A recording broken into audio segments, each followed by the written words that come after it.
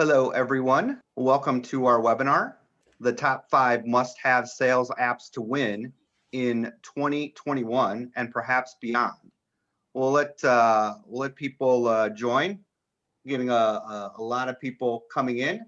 So we'll give people a little bit of time and then we'll go ahead and get started. So Awesome. make yourself comfortable, grab a coffee, kombucha, whatever, relax. Kombucha sounds good. It does sound good. I know now he's got me thinking about kombucha. I was so satisfied with my coffee until you mentioned that, Roman, and now I don't know as much. David. Yeah. David, is that an acquired taste? Kombucha? Yeah. Less so than coffee, I feel. I feel like coffee was Really? actually more of an acquired taste. Yeah. I took a sip once of kombucha and I wondered why anyone would ever consume it. But maybe I just have not partaken of the right combination for flavor. Well, there's I'm talking about more of the healthy, non-alcoholic version with probiotic, like hum kombucha, something like that. So it is a bit of an acquired taste. Yeah. That's the kind I tried, Roman. So maybe I just need to go back and be a little bit more diligent with my palate and train it. Give it a second chance. Yeah. I just have a little glass of water here to wet my whistle. You do have to be careful if you make your own kombucha because it can explode pretty easily. I've heard some horror stories from friends. There's all this crap that builds up as the SCOBY feeds itself. It's a very interesting process. I was going to say, are you speaking from personal experience there? Just friends. Yeah, no, I haven't attempted it yet myself. Maybe. We'll see. Sam knows a guy that happened to. Yeah.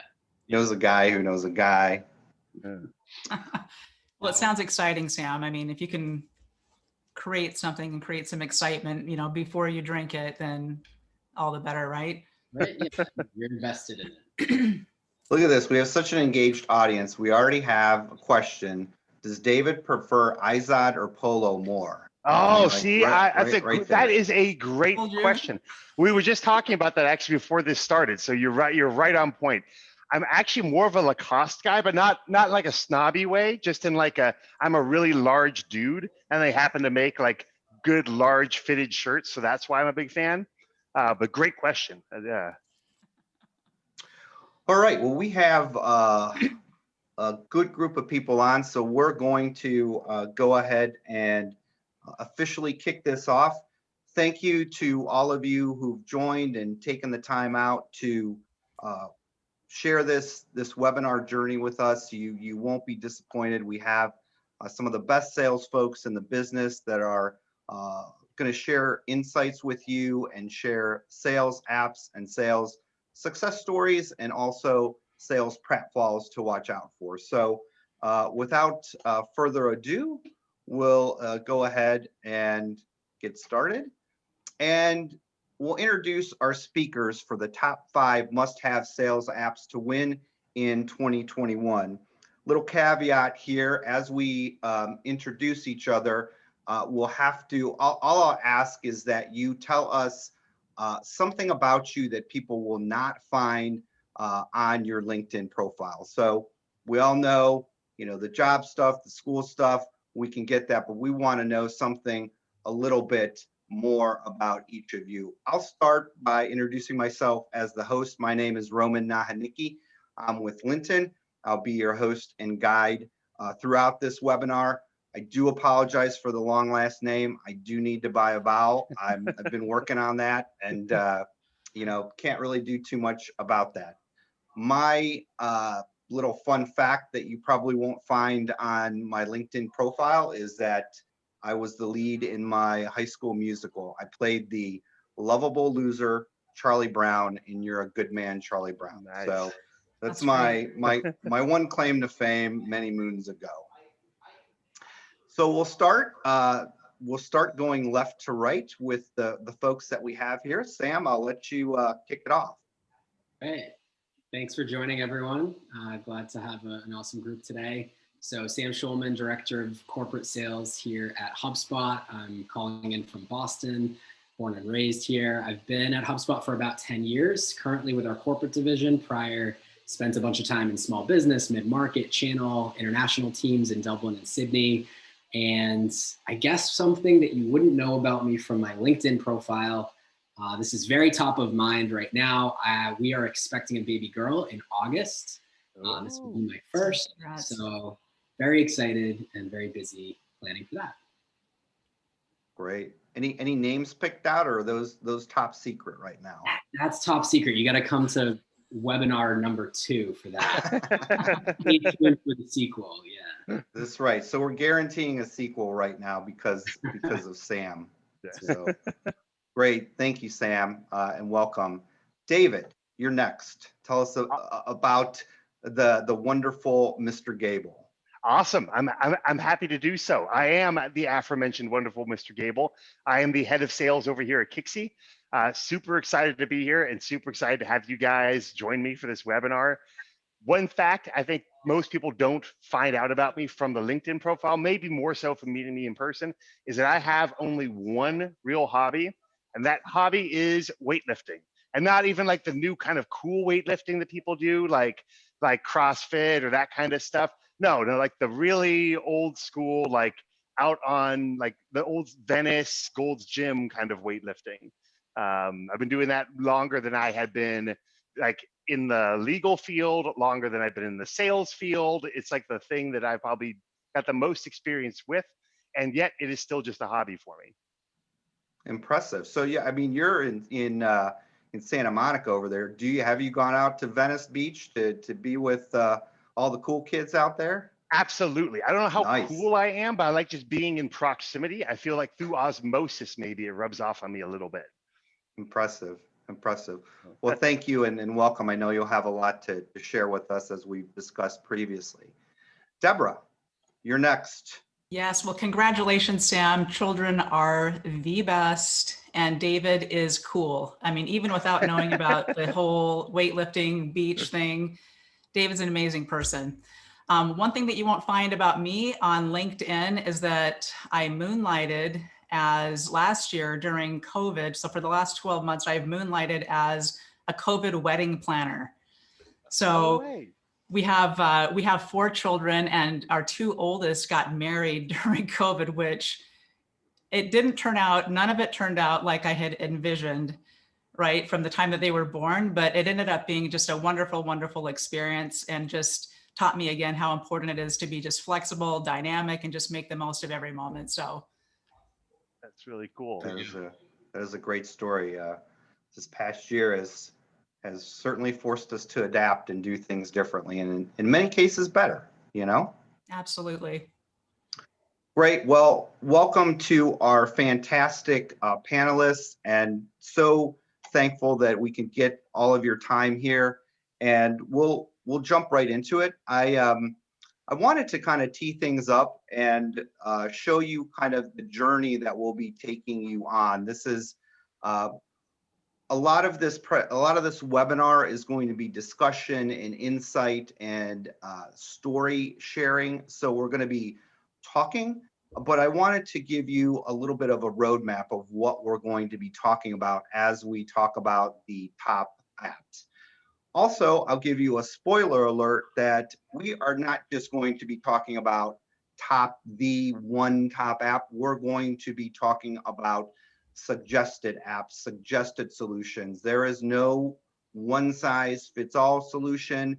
HubSpot is right for some organizations. It may not be right for other organizations.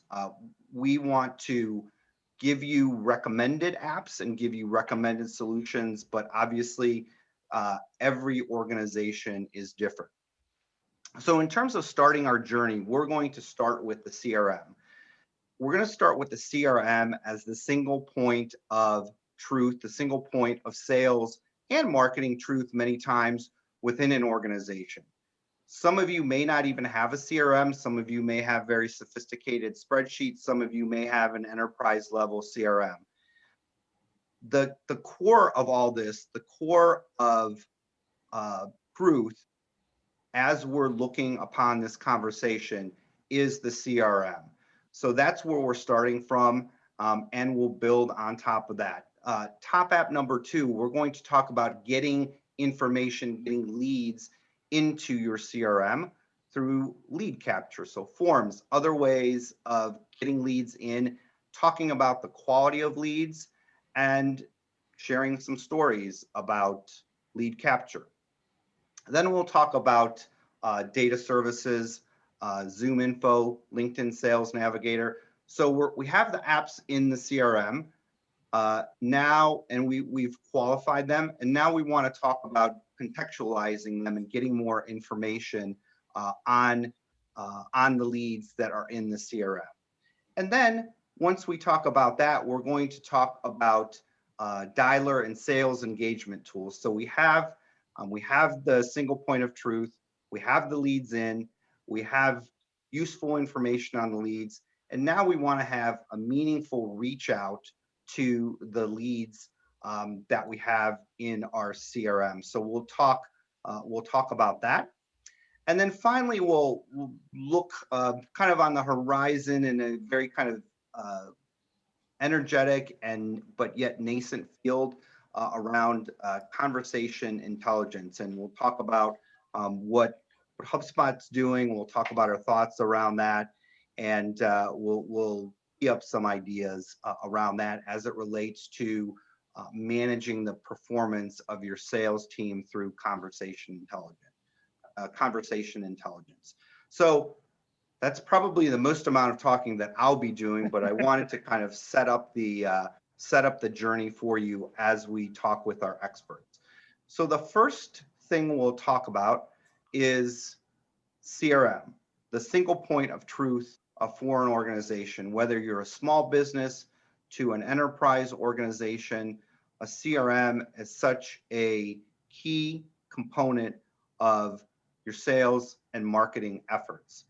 And Deborah, I know you had a really good story that you wanted to share around just the usefulness and the power of a CRM within an organization.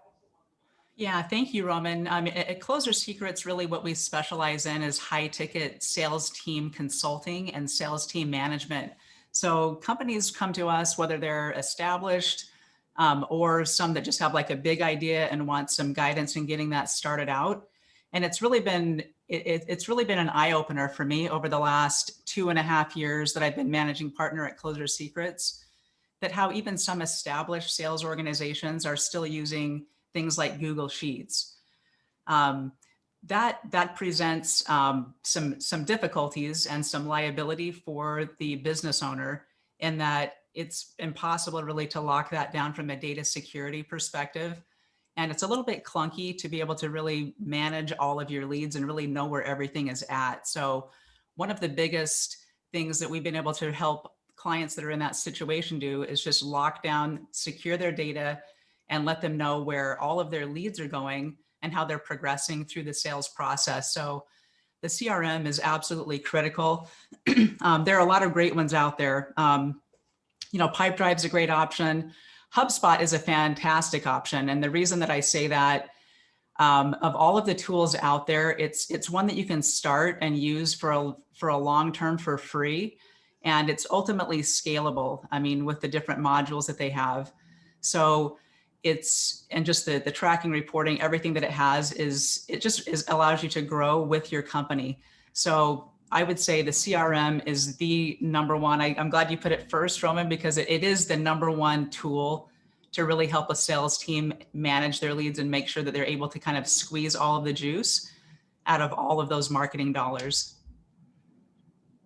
Absolutely. And I think as a agency partner of HubSpot, we've worked with very small businesses and ramping them up on HubSpot to very large enterprise businesses and ramping them up on HubSpot as well. And that's the beautiful thing of using HubSpot as a CRM, where you can start small and you can grow with HubSpot as your organization grows and scales. And I do a lot of onboarding for our clients, and I always say there's so many really smart people running around in Cambridge, really that where their goal is trying to make HubSpot better and more efficient, and they're always focused on the end user and making HubSpot the best possible CRM that it can be. I was waiting for Roman to, I know you're a very humble man. I was waiting for him to mention the fact he works for one of the top agencies that helps people deploy HubSpot. There's Linton Web. They're amazing. That's actually how I met him. And normally this is the part in the webinar when I would try and throw out some alternatives. You know what? You can also adopt this CRM completely for free and use it for a long time, and it's equally as good. However, I can't be that agnostic because HubSpot's the only one that does that I know of, that lets you both adopt a CRM for free for perpetuity if you're just starting out, and then also is able to grow to accommodate like a top line company that's moving from maybe one of the larger, more like old school CRMs like a Salesforce or something like that, Marketo, something like that. I'm going to tell a quick little anecdote. You know, I'm actually training a team of junior AEs right now, junior account executives. And, you know, the first part of the training is all about qualifying deals. And they see these people who have signed up for a trial of Kixie come through the pipeline, come into HubSpot and get assigned to them as a trial. And, you know, they ask me, like, what should I look out for? Like, you know, what deals should I be especially aware of? And at the very top of the title, it'll say, like, you know, the person who signed up for the trial, the organization they work at, like, the, you know, approximate size of the team. And it'll say what CRM they use. And anytime one of my reps sees something that says no CRM in parentheses right in front of that title, that is a deal to watch out for. And I say watch out for it because we have something of value to convey to that person immediately. Unfortunately, it has nothing to do with selling Kixie, at least unfortunately for that rep's commission that month. But it's something equally important, or probably more important actually, and that is that we should help them move off of Google Sheets, like Deborah mentioned, and adopt a true, like how you said, single source of truth, Roman. That's exactly what it is. Like, let's adopt a brain that we can attach all these extra like limbs and you know, human body parts to form like a moving, talking person / sales organization. And that's exactly what it is. The CRM is going to be a critical aspect of everything else we talk about here today. So I'm also glad you made it first. Great. Thank you for sharing those stories, Deborah and David. And Sam, I know you've gotten, as the HubSpot person on here, you've gotten a lot of HubSpot love, rightly so. Actually can't wait till we have the next full-blown inbound conference, because those are just amazing. Oh, tell me about it. I miss it. Oh. Yeah, get to one of those if you haven't been to one. But there's some instances where probably HubSpot isn't the optimal fit. And, you know, Sam, maybe you could kind of, you know, talk to some of those instances where people may want to consider another CRM given their particular circumstances or requirements. Yeah, absolutely. You want me to sell against myself right now? Exactly. Yeah, if you don't mind. No, that's I'm good at doing that. No, I appreciate all the kind words, and I'd have to agree with a lot of what's been said. You know, having used a variety of CRMs before myself and gone through HubSpot's own transition from Salesforce.com over to HubSpot, the user intuitiveness and the scale of the team, you know, the way that the sales acceleration tools built into HubSpot CRM has enabled our team has just driven so much growth and adoption. But to your point, and you mentioned before, Roman, that it's not a one size fits all. There might be certain functionality that you'll find elsewhere that frankly isn't HubSpot's bread and butter. I think one example of this, to get specific, is HIPAA compliance, right? When it comes to healthcare, we have a lot of customers in healthcare, but if they need to store sensitive patient information, HubSpot is not currently HIPAA compliant. And so we are not the tool set or the system of record for that.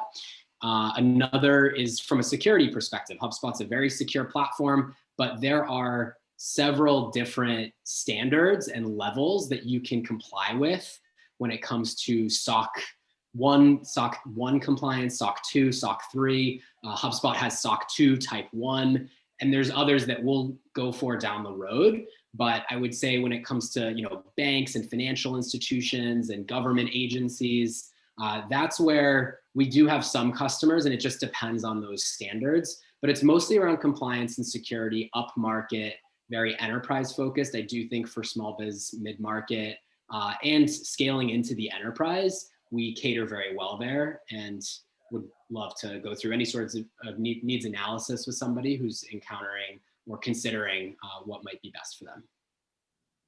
That's great. That was just a fantastic pro and con presentation talk through for us, Sam. So I appreciate that.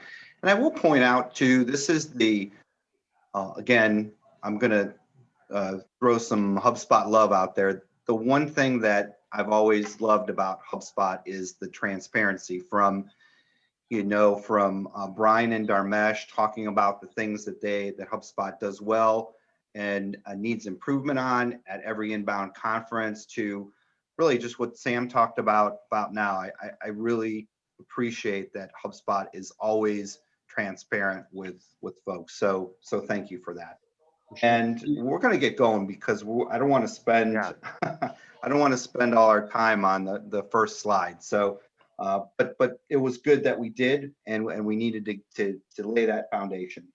Let's talk about lead capture for a little bit. Lead capture, perfect example of this is, creating forms in HubSpot to capture leads to get into the HubSpot CRM or into the HubSpot Marketing Hub, or creating forms somewhere else outside of HubSpot and using HubSpot tracking code and getting that form information into HubSpot.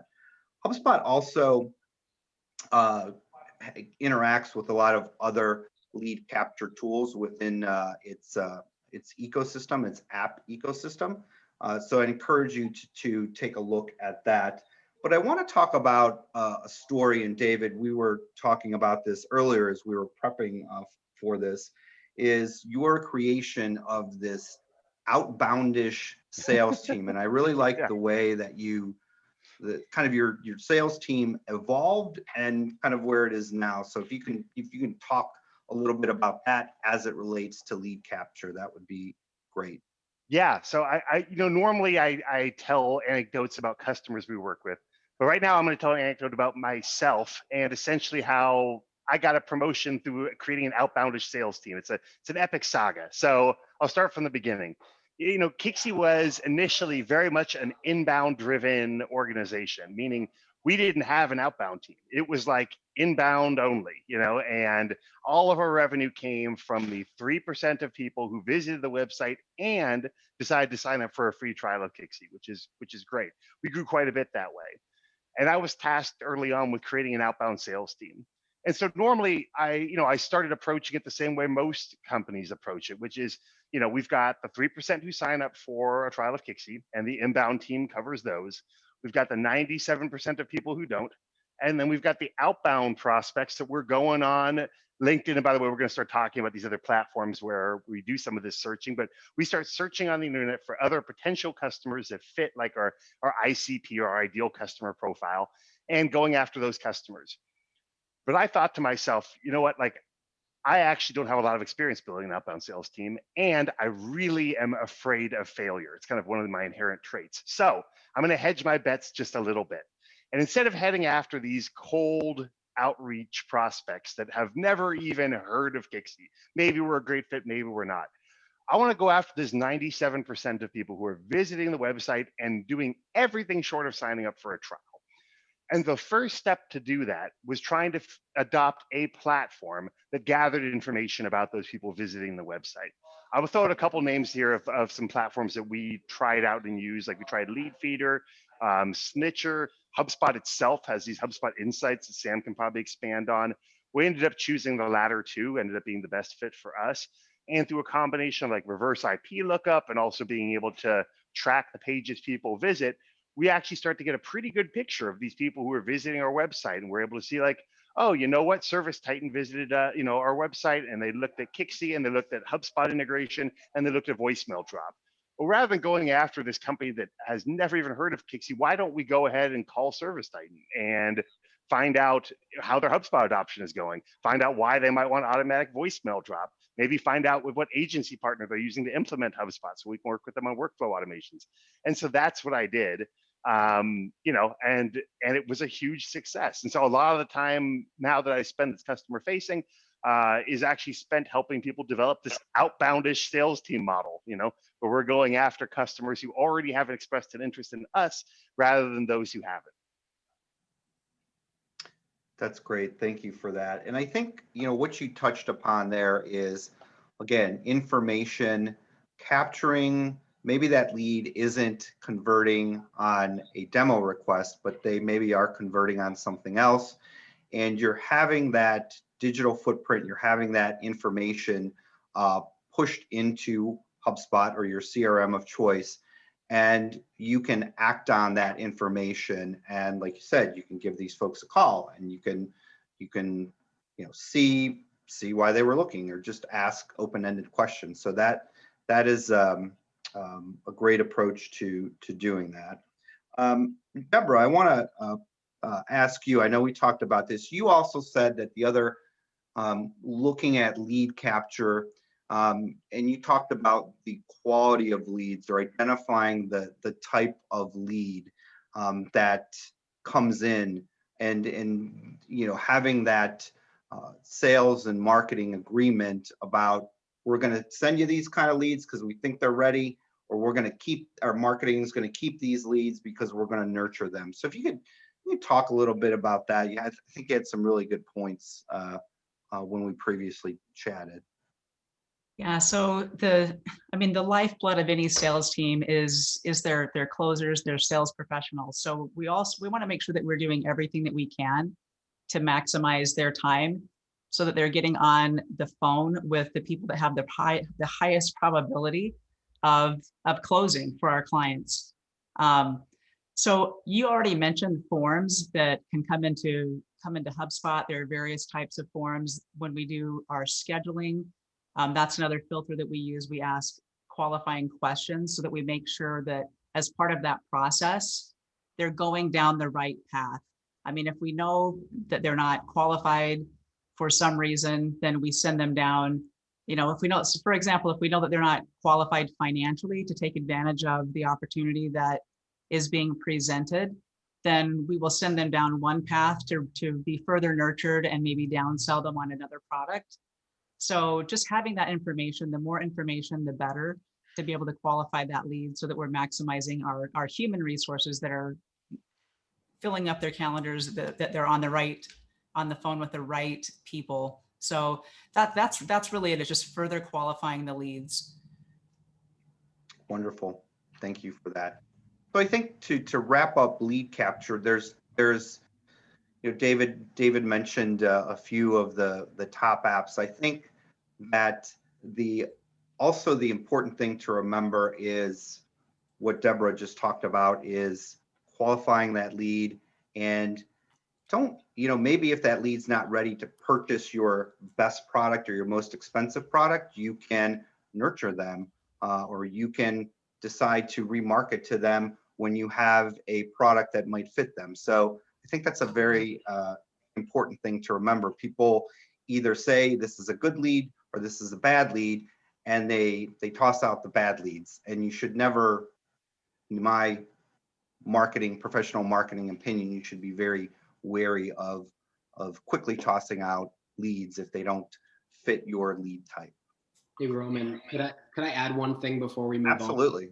Please, fully agree with what you just said there. And I think two things that just haven't been mentioned that I want to touch on is, first, ensuring that the lead capture apps you go for are open API and ideally have native connections to other CRM platforms and tools like nurturing, which you just mentioned from an automation perspective, that you're either using now or may want to use down the road. Where I've seen customers have issues is when they choose something to capture leads that doesn't talk to other systems, and then you scale with it.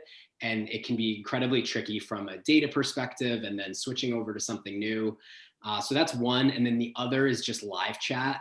Obviously, HubSpot has a live chat function and a bot that you can build in to serve up answers, which is great for both prospects and customers, and a variety of audiences. But if you're not on HubSpot and can't for some reason use us, you know, there are other point solutions for live chat engagement. And ideally, we're just figuring out ways from a lead capture perspective to put the control in the buyer's hands for them to convert and for a lead to be captured in different ways, because it's not a one size fits all, and catering to that, being cognizant of it. That's all I wanted to add there.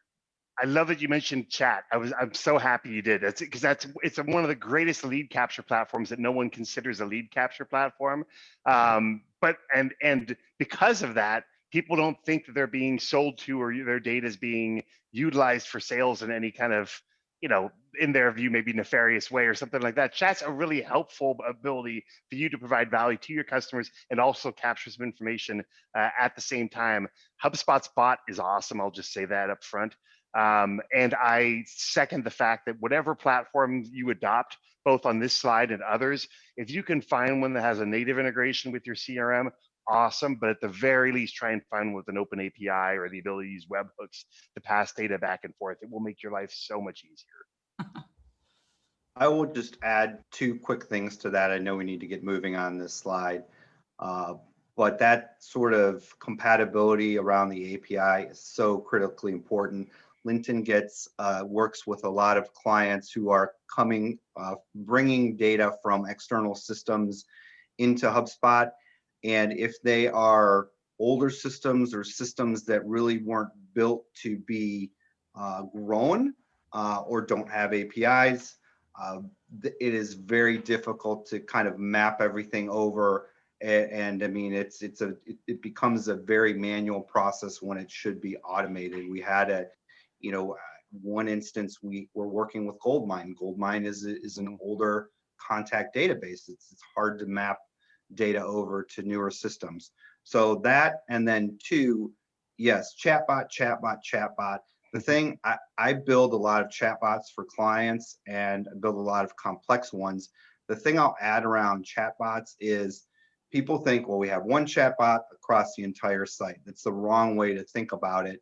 You could have a chatbot for your product page or for your contact us page or for your services page. So the more focused and specific your chatbots are, the more helpful they will be, and you'll get leads based on the specific pages that they're looking on or the specific product pages. So don't think of a chatbot.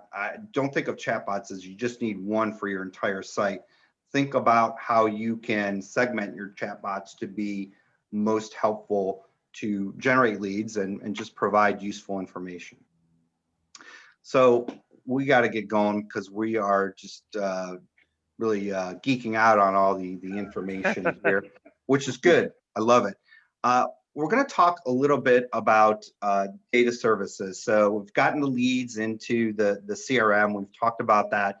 Now we want to look at how we can augment, contextualize the lead data that we have in, and just getting information around that. And Sam, I'll let you talk to this because we had some good, insightful conversation on this previously.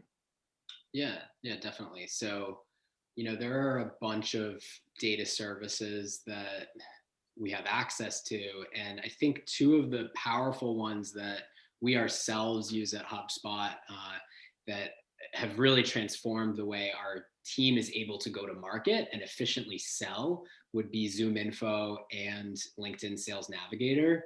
So ZoomInfo providing a ton of technographic data, helping us with segmentation as well when we're stamping, which team a lead should belong to and how it gets routed to someone, obviously location and company size, and also what tools are they currently working with right now. A lot of that is feasibly tracked through Datanyze, which ZoomInfo acquired recently. So there's a good HubSpot ZoomInfo integration, and that is one that I would recommend for a number of sales teams, especially if you have a variety of sellers and segments that you're catering to.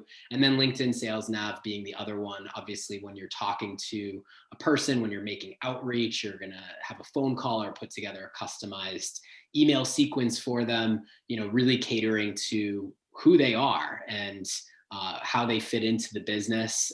LinkedIn Sales Navigator provides a lot more data and information than just checking them out on LinkedIn through just that public profile. So those would be two that I'd recommend investigating, and very curious to hear from Deborah and David as well, and any others that you'd recommend. Totally. You mentioned, I mean, the holy grail tends to be Zoom Info, which is, it's amazing. Zoom Info is great. It is also admittedly expensive. If Zoom Info is a little out of reach, or you need to try and first land some deals to show the efficacy of a data service platform and then use that money to adopt a Zoom Info, some other recommendations. I hear Seamless.ai is pretty good. I've used Rocket Reach in the past and it's been great. It's a very affordable version of Zoom Info. Either way, I think the advice Deborah, Roman, Sam gave earlier, pick one that integrates well with your CRM. Like HubSpot has a great LinkedIn integration. It integrates well with Zoom Info, integrates well with Rocket Reach, integrates well with Seamless.ai. Because the last thing you want to do is have your reps spend half of their time making outbound calls and reaching out to these people, and the other half of their time inputting data from the first half of their time into the CRM about the outreach they're doing, or about the correct phone numbers, or about their updated email addresses. Like, find one that integrates well. Yeah, 100%. I mean, I don't think it matters which one you use. The integration and just the ease of use is the key. Totally. Great. Thank you for that. Moving along, we're going to talk about dialers in sales engagement. So we've gotten some good data around our leads that are in our CRM, and maybe we're ready to have a sales conversation with them. We got the ones that we want to market to and nurture in a different segment. So we're ready, and we want to be purposeful, and we want to be thoughtful. Deborah, I know you use Kixie, and you said you can talk about it for hours, and that's great. But tell us, you had a really great story that you shared with us. So tell us that story, and basically the impact that the right tool for the right need can have. Sure, absolutely. I could talk about Kixie for hours, but I will not do that, Roman, I promise. Okay. So we have limited time here. Yes. So by nature, she could talk about for an hour, right? We've got a little bit of time. Yeah, you know what, Deborah? Go ahead and talk about Kixie for a little bit. No, I'm kidding. Yeah. Yes. So I will tell you that most salespeople, their natural instinct is to push back on having to do anything extra, learn any system, anything like that. So we run into that sometimes with salespeople. So it's a matter of just kind of spinning it to where, and spinning it and just really framing it to where this is in place to make it to where you can go play that extra 18, holes of golf a week and save you time and help you make more money. It's usually that make more money thing that really resonates with them. So we had a particular sales team that we adopted Kixie on this team, and we got just a ton of pushback at first because we brought on this client that they didn't have an existing phone system. We implemented Kixie, and the salespeople are like, "Whoa, what is this? I'm just kind of used to my own system. I like my system." And so it was a process of just educating them. And once we got all of the voicemail drops dialed in, we loaded a bunch of SMS templates so they could just click a button after the call, and everything was automated after that. Now they are absolutely in love with it. In fact, we just onboarded a great account at the end of last week. They didn't have Kixie, and the reps are literally still just hitting me up on Slack, just begging me to get Kixie on that account. So I actually have a meeting later today to work with their tech person to see how we're going to make that happen. But it just increases efficiency. I think, just to simplify it, it just reduces the friction in the sales process for our teams. It just makes everything very smooth, and it allows the sales professionals to focus on what they're passionate about and what they really love. And that's talking on the phone, and that's selling. And just, we've simplified everything else that adds so much value and allows them to help more people in a better way and give them some more of their time back. So we're huge proponents of Kixie, love them. Their customer support is absolutely fantastic as well. And that's something that's really important to us because we've had a couple of, pretty urgent situations where we've needed to get something done, and they've always been there. And that's something that is absolutely critical, at times in the sales process. So really appreciate that. Normally I would be feigning humility and saying like, oh, you should definitely consider other applications that are equally as good as Kixie. I'm gonna actually follow like Sheryl Sandberg's advice and just lean right into this one. I'm want to talk a little bit about what we mean by sales engagement. Because everyone sees dialer up there and like, dialer, got it, know exactly what that means. But what the heck is sales engagement? Sounds really cool. I mentioned that I spend half of my time talking about helping people adopt like a good CRM and a sales approach and creating an outboundish sales team. The other half of my customer facing time is crafting sales engagement platforms for people. HubSpot is probably the first CRM that I've seen that really has adopted sales engagement as a embedded part of its architecture that works really seamlessly. And when they say sales engagement, typically what they mean is it's going to be like an omni-channel approach to outbound communication that has time as an orienting component of that. And how you see most people create a sales engagement platform is, it looks something like this. Prospect comes into the funnel. Day 1, send that prospect an email. Day 2, call that prospect. Day 4, send another email. Day 8, follow up with a text message or a third email. And if they don't respond to that email, have some like catchy subject line email that follows up a week later, that kind of a thing. And what I spend a lot of my time doing is helping companies, sales teams specifically, craft sales engagement platforms, craft sequences of outbound communication that are less proscriptive and more dynamic. And what I mean by that is we've gone through these other previous 3 slides, right? So now we have some awesome data coming into your company. You've got a single source of truth, as Roman mentioned, where all of this data is aggregating. We know when people have visited the website from the lead capture platform. We know they've opened emails or not because HubSpot has native email tracking built within it. Pipedrive does too, Deborah, like when she's helping people implement that as well. We know when people have watched videos that are embedded within those emails. We know if they've texted into the company. We know if they've engaged with the chatbot. We have all this data coming in. And what the average sales team does with that data is relatively little. They still call on day 8 and they send that email on day 10 and they arbitrarily call on the next Tuesday at 12 p.m. noon. And the times and dates of those calls and emails aren't strategic in any grand sense of the word. They're just putting delays in between them so it doesn't seem like you're hounding the person too much. But instead, let's use all this data we have coming into the platform, right? So the minute they open that email, let's send them a text message to see what they thought about the email. And you know what? If they respond to that text message, let's automate another phone call to follow up with that email right away. So the minute they text me back, I know they're at their phone. I know they're engaging with me already. Let's automate a call to go after that person. And you know what? If they don't pick up that call, no problem. They probably aren't free to talk on the phone right now. Let's automate a follow-up text message, go out to them that has a Calendly link. And that Calendly link, when they schedule a time to talk, creates an automatic ticket or automatic follow-up task inside of HubSpot. And then when that task comes due, let's automate a text message to go out an hour before it to remind them not to no-show because nobody wants no-shows. And you can accomplish all of that through something that doesn't get a lot of spotlight around HubSpot, but is, in my opinion, one of the things that makes it a truly incredible CRM: automations. Automations are like the unspoken hero. Deborah mentioned earlier about being able to play those 18 rounds of golf, right? One of the things that lets you create almost like a second sales team going on at the same time as your primary sales team of humans is making calls and sending out emails are the automations component. And both Deborah and Roman have done an awesome job at helping teams implement automations and really double their efficacy through it. Yeah, 100% there, David. I always, when I'm working with someone and bringing them onto HubSpot, or even people who've been using HubSpot for a while, I always say, workflows are the engine of HubSpot. There's so many things that you can do with them.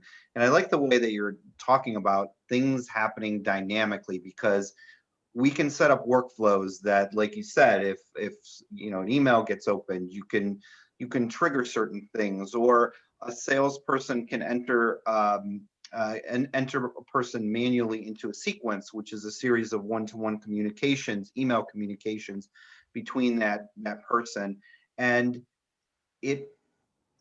all the tools that we're talking about allow you to do your job. And in this case, for most of us, is selling.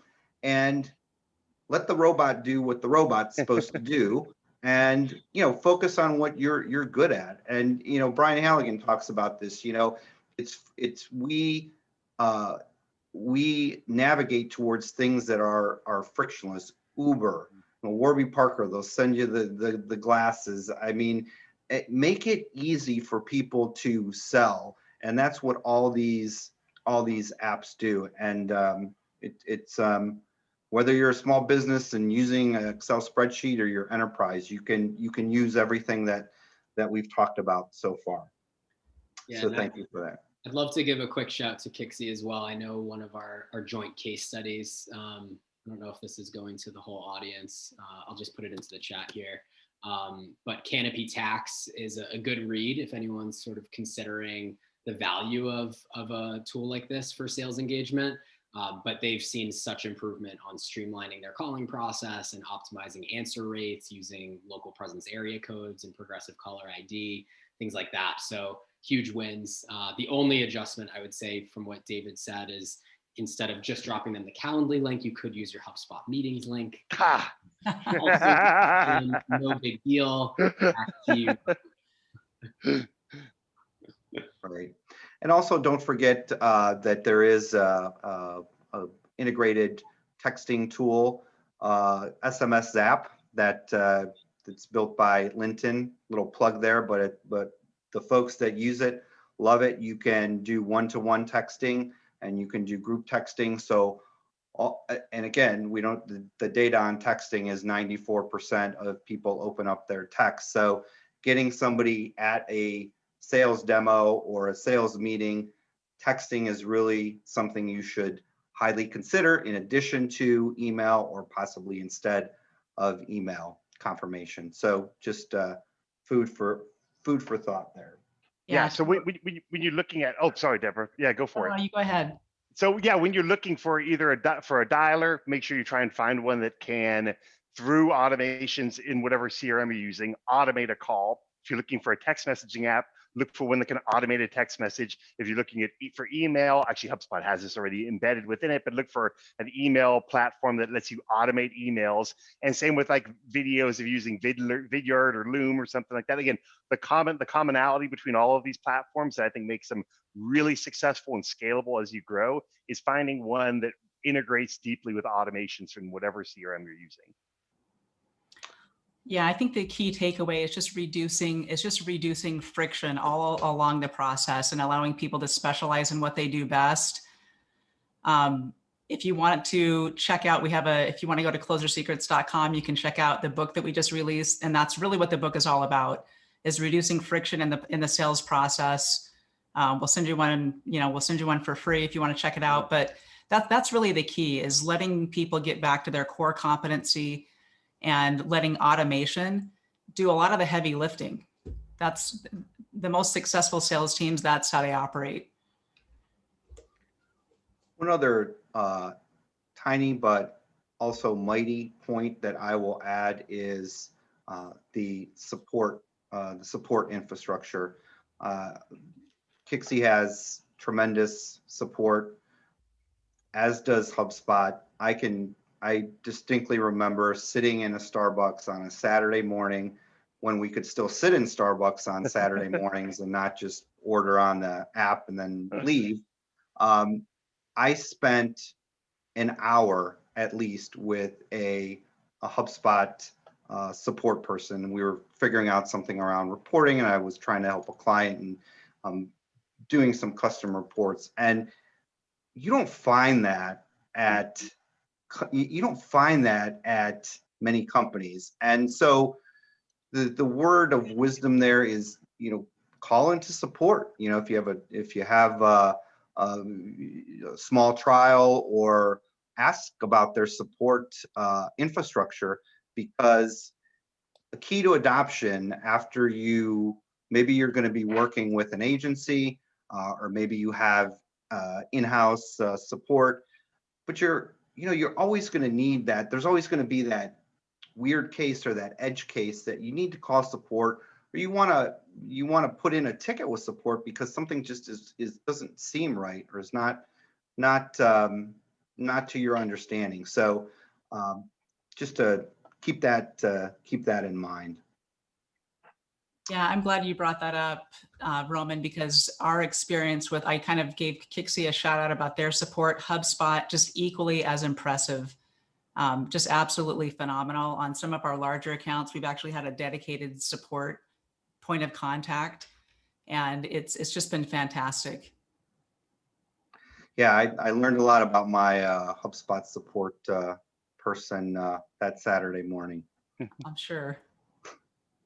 All right, we are got to manage our time because we do have some questions, but we do have one more slide that we want to talk about, and it's around conversation intelligence, and relatively new field, but a very powerful field in the way that you can help your sales team get better. Much like if you've seen those golf simulators that I've gone to and done horribly at with my son, they tell you the wind, they tell you the distance, and they allow me to do unlimited mulligans because I'm not very good at golf, but it helps with your performance. So in the same way, we can look at tools around conversation intelligence. And Sam, I know HubSpot's doing some marvelous things around conversation intelligence, as our other apps. So I'll let you talk to that. Great. Yeah, definitely. So we've recently announced some new CI, conversational intelligence tools, and I'd agree with the concept of reducing and eliminating friction has come up so much here. This is where you can start to spot friction in your sales process by identifying key objections that are coming up as trends, how those are maybe impacting win rates or in certain industries. And conversational intelligence is really your best bet for scalably coaching beyond BDRs and account execs into support and customer success and implementation and onboarding. CI can be incredibly impactful. And so obviously HubSpot has some tools there now, which are pretty nascent. And also we're public about using Gong ourselves. So I do want to mention them as well. We're a case study on their website if you want to see specifically our use case and how we've leveraged Gong. But right now, Gong goes a lot deeper than HubSpot would on deal insights and from a forecasting perspective and getting sort of alerts set up that something might be at risk for a certain reason. And just the level of analytics in this field is pretty amazing. And the development that you can drive with your team as a manager, as a leader, to help them get better and hone their craft. It used to be, back when I started at Meltwater, before I joined HubSpot, my manager would join a call randomly, or they would review something and send me notes. The level now where you can add a comment at a specific point in time, where you can benchmark somebody against the rest of the team or the entire division, or see where are outlying aspects of their process, if they're not pausing enough, if there's not enough engagement with the customer, if they're not asking enough questions or the right questions. I mean, the list goes on. So if you're looking for ways to reduce friction in your process and find efficiencies and improve your win rate, definitely recommend Investigate CI and multiple tools out there that can help. I remember I was speaking of Gong, I was wondering who was going to mention them. They are like the 800-pound gorilla in this space. They really helped pioneer the idea of conversational intelligence. I remember I was talking to a good friend over at Gong. We work with Gong, Sarah Brazier, and she was mentioning during the conversation, I think I had said the dirty word transcription. And she's like, no, David, revenue intelligence. And I was like, why revenue intelligence?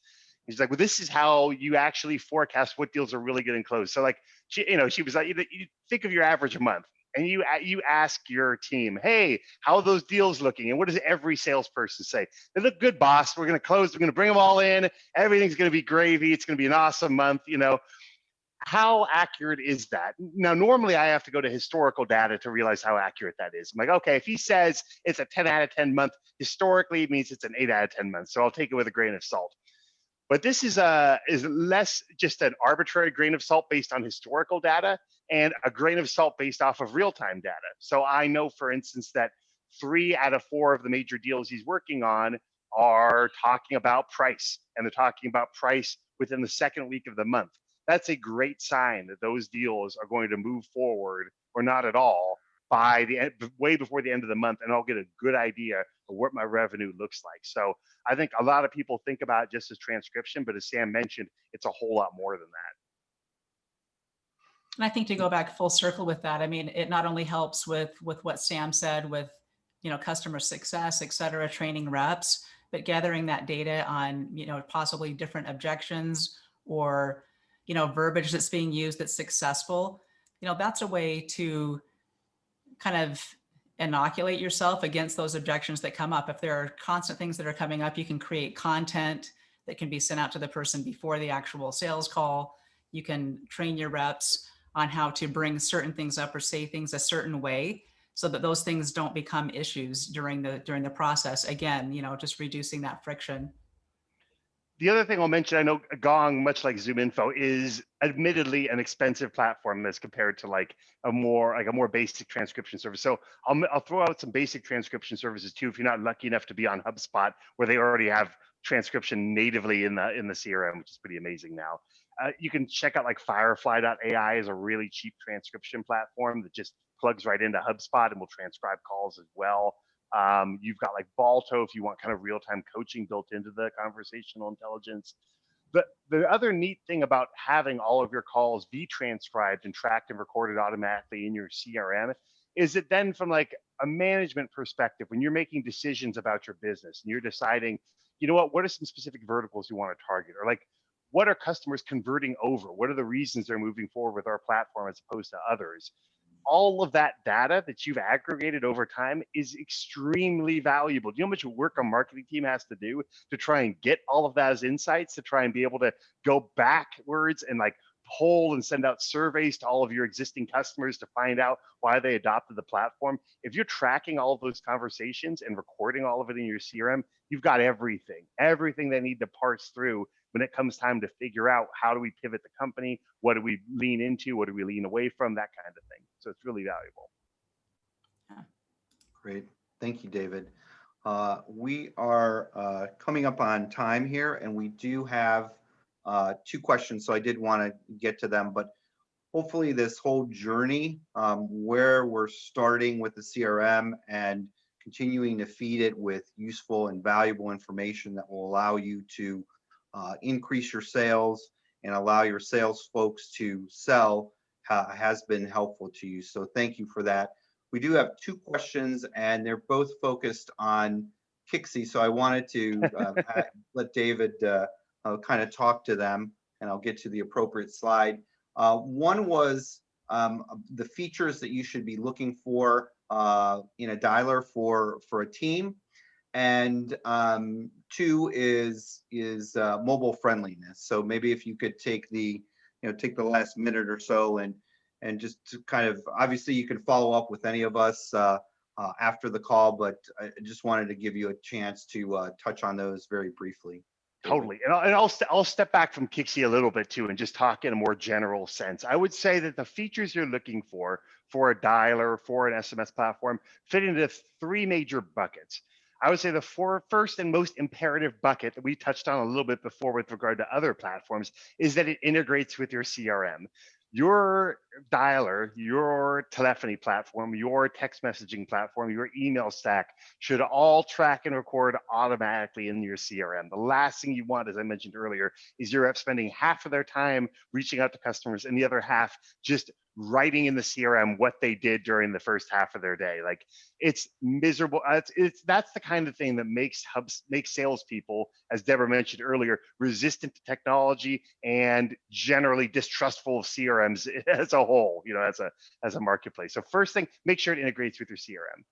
Secondarily, I think if you can have a dialing platform, a telephony stack that that increases the efficacy of your team. Actually, Deborah touched on a lot of this stuff earlier, like automatic voicemail drops, being able to send out text messages from templates. Live call coaching is super important with everybody working remote.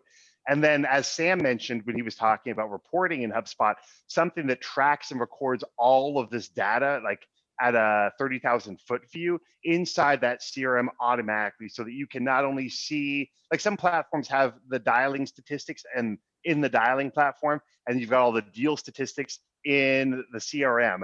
You want those married together. Honestly, at the end of the day, I care a lot less about KPIs, like how many calls my reps are making a day, than I do about deal progression as it pertains to how many calls they're making a day. So they spend 5 hours on the phone, half as much as another rep, but they're moving deals forward at the same rate.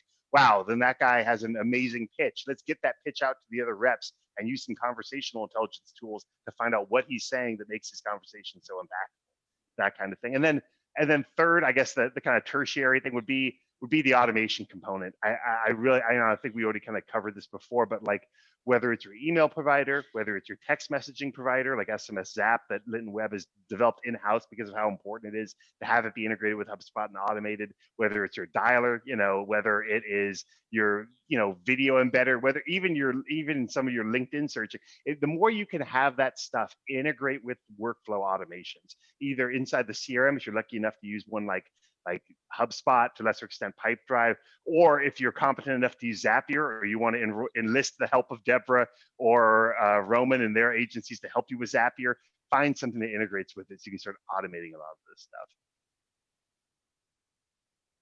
Oh, the mobile friendliness. I think that was the other question. I get, yeah, I mean, absolutely. The other thing is people are on the go a lot. And I think it's equally important that you have applications that have some mobile experience. I think we're all of our respective platforms are working on always improving that.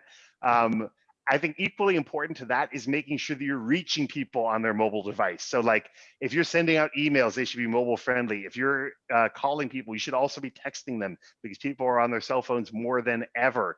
And if you're sending in links in those text messages, send in links that have an image embedded on the first page so they auto expand. So when someone opens up that text message on their iPhone or on their Android device, or they've got a nice pretty picture of whatever it is that you've sent a link to that really engages with them. I think that's increasingly important. Beautiful. Thank you, David. And thank you to all our participants. I apologize for being 2 minutes over, but I think we covered a lot of information. Hopefully it was of value to you. Please reach out to any of us, and we're happy to continue the conversation, happy to get into more detail around this as you're choosing various apps for your business needs, your business requirements. So thank you very much. We'll be getting out the recording, and have a great rest of your Tuesday.